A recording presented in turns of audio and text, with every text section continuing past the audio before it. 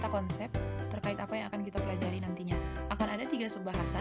Yang pertama adalah konsep dasar joint cost dan joint product, yang kedua alokasi joint cost ke joint product, dan yang terakhir adalah costing atas by product.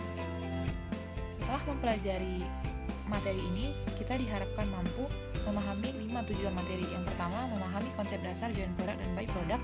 Yang kedua, mampu menghitung joint cost. Yang ketiga, mampu menghitung by product cost. Yang keempat, mampu mengalokasikan joint cost ke joint product. Dan yang terakhir, mampu mengalokasikan by product cost.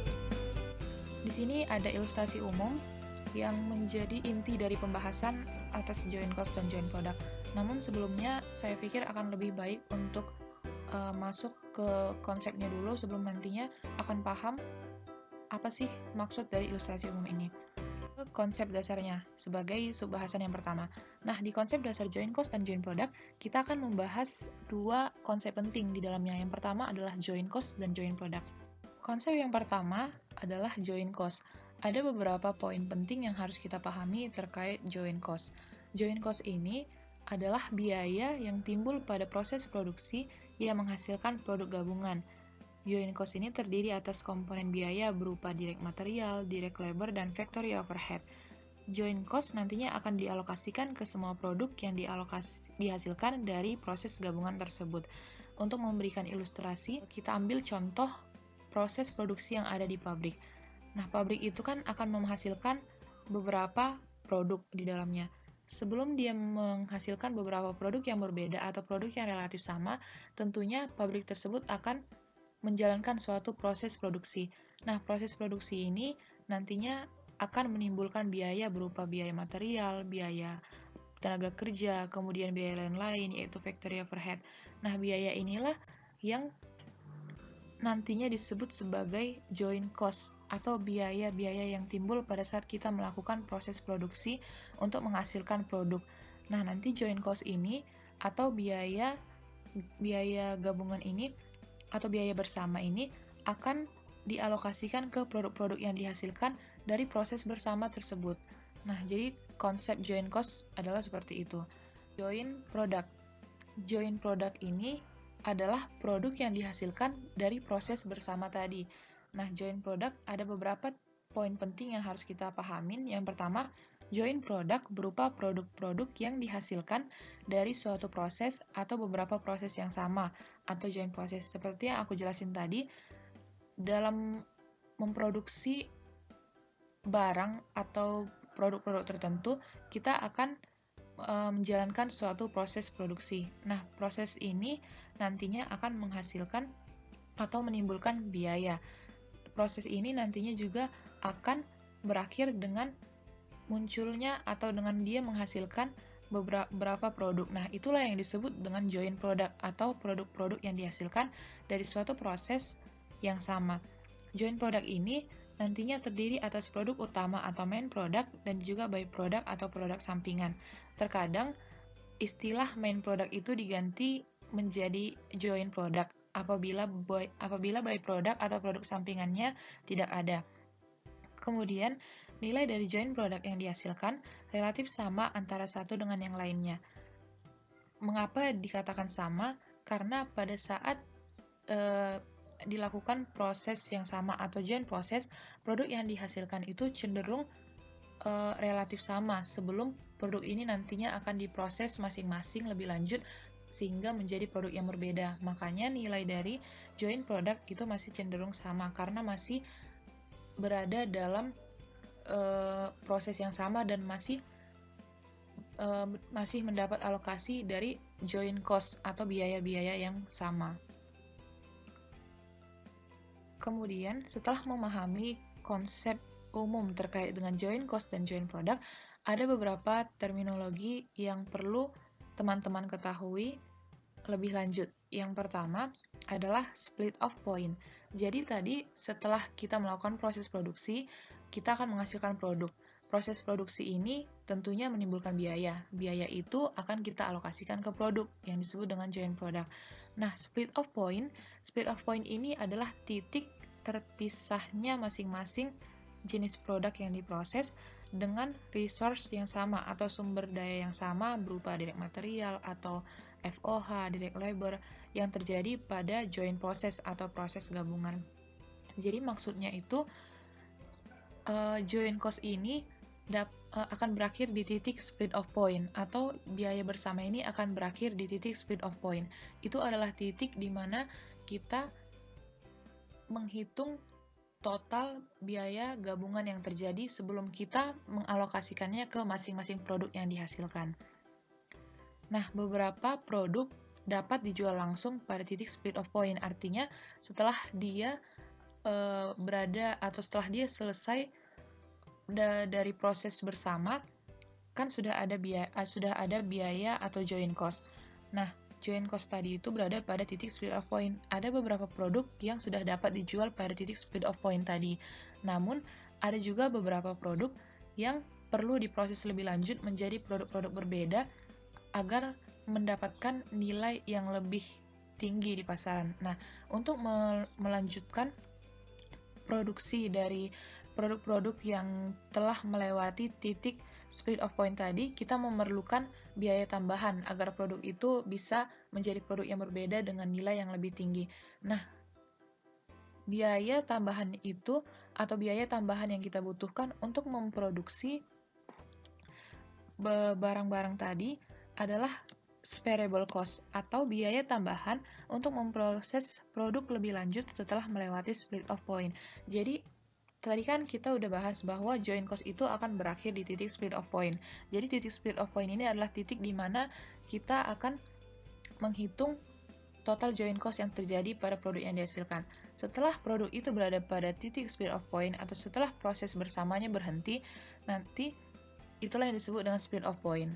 Ada beberapa produk yang dapat dijual langsung setelah proses produksinya berakhir pada split off point, namun ada beberapa produk yang harus diproses lebih lanjut agar nilainya lebih tinggi. Nah, biaya untuk memproses lebih lanjut itulah yang disebut dengan variable cost. Jadi dia itu biaya yang timbul dimulai dari titik split off point-nya.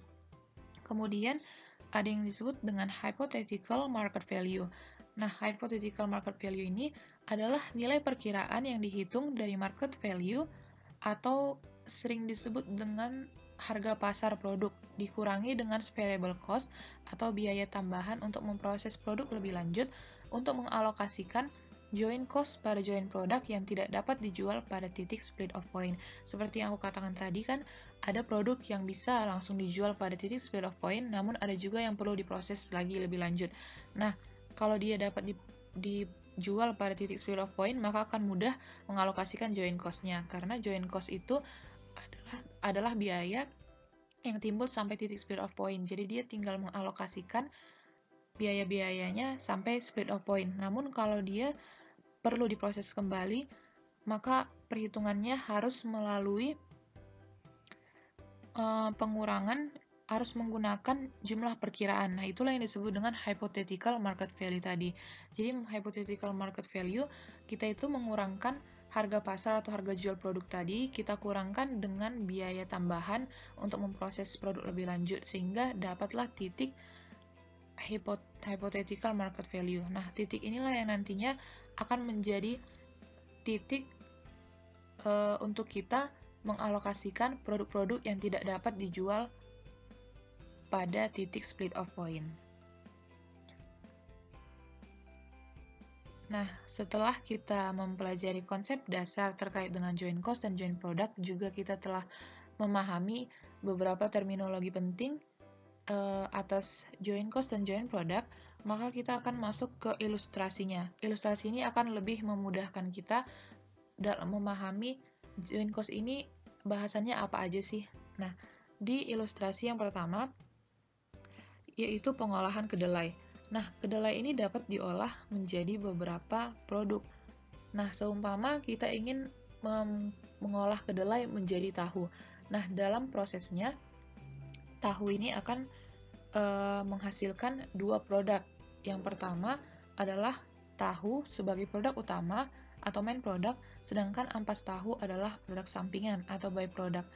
Nah, kedua produk ini disebut dengan joint product.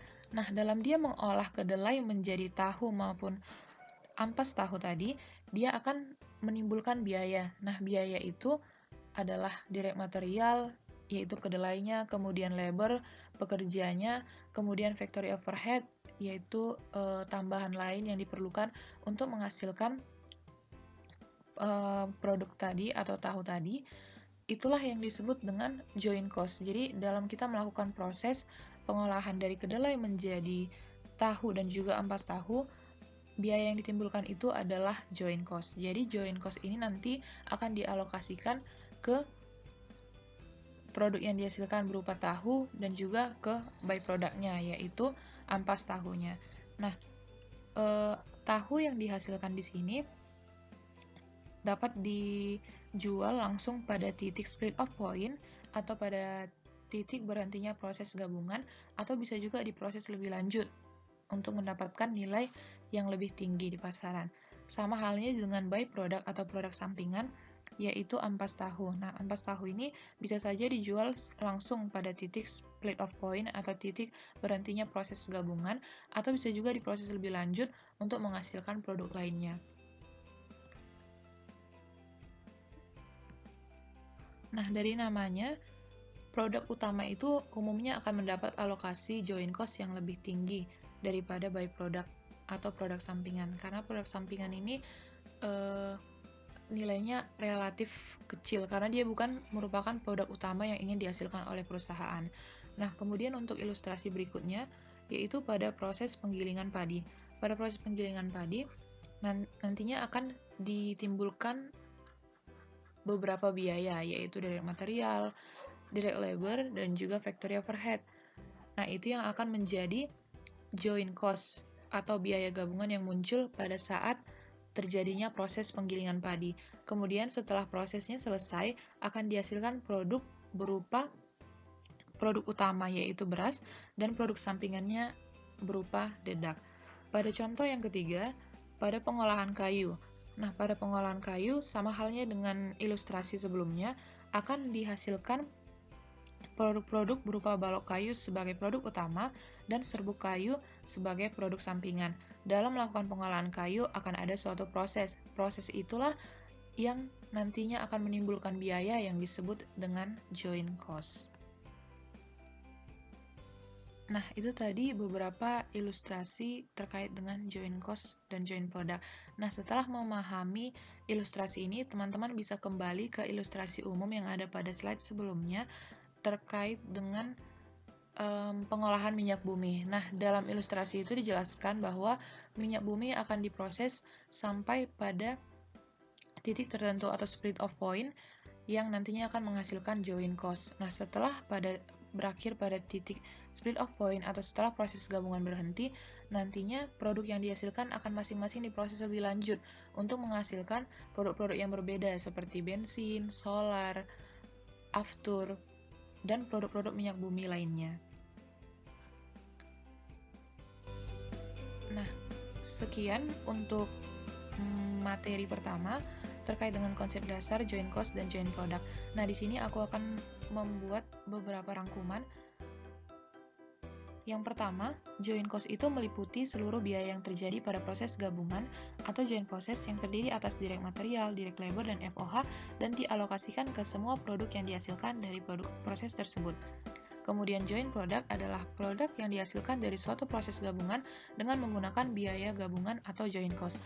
Produk yang dihasilkan berupa produk utama atau main product yang sering juga disebut sebagai joint product dan produk sampingan berupa byproduct. Sekian materi pada sub bagian yang pertama kali ini. Semoga teman-teman dapat memahaminya dengan baik agar nantinya bisa lebih mudah dalam melanjutkan ke pembahasan berikutnya. Atas perhatian teman-teman, saya ucapkan terima kasih.